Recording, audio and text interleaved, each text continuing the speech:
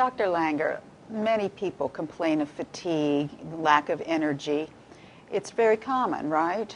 Commonest complaint that I see walking through my door in Berkeley, California are my patients telling me that they're tired all the time, they go to sleep tired, and they wake up tired. Very few people come to see a doctor because they're complaining of too much energy. Well, but at what point does it become chronic?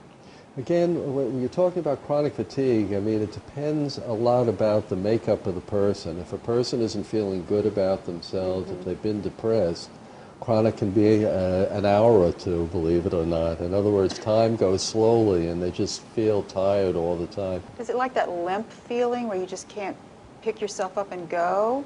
Or is it just, does it feel like it's glandular? Well, there are as many different manifestations of fatigue as there are people, but what I started to say is the Centers for Disease Control defines chronic fatigue, which is chronic fatigue syndrome, as being bone-chilling fatigue for over 6 months. But if you're tired for more than a few weeks, every single day, I would define that as chronic fatigue. And as you know, you asked whether how a person feels. Again, it depends on the makeup of that particular person. If a person is in relatively decent shape before they feel tired, they'll express their fatigue in one way. If somebody is in poor shape and is not getting enough sleep and has different lifestyle things that have to be corrected, they'll have a totally different set of symptoms. So I guess what I'm asking is, could it be circumstantial or could it be just organic? Or it can be both. It can be a combination of all. And I usually see fatigue as being a combination of all of these things. We're talking about lifestyle.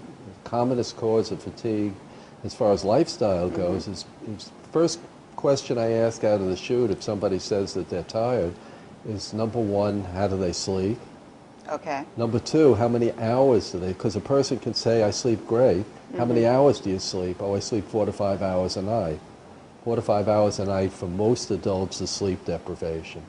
Now, a person can be sleep deprived not because there's anything organically wrong. A person can be sleep deprived because they have a newborn child in the house, or they have a toddler who doesn't sleep, or somebody who's sick, or a partner who snores. It's a very common complaint of, for people not sleeping. Is it really? Absolutely. A snoring partner. Right.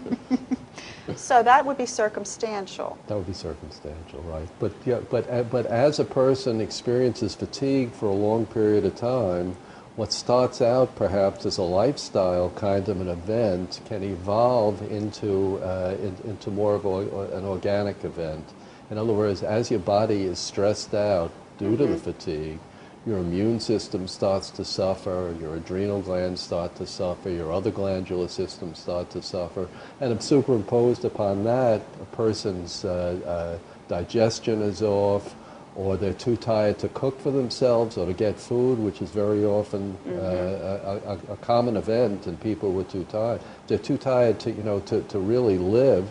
They're too tired to really eat the right kinds of food, so they start to develop subclinical malnutritions, in other words, nutrient deficiencies, and it starts to cascade. So you really have to intervene and help on many different levels. So then it does become more organic. It does become more organic, and it has to. The first thing that I look to do, because anybody can do this, is to try and change their lifestyle. Number two is to start eating a proper diet, and without going into a long-winded dissertation, a person eats 2 servings of protein. They eat fairly low glycemic vegetables and fruits, brown rice, and everything else below that. In other words, people can eat nuts and seeds and other grains, etc.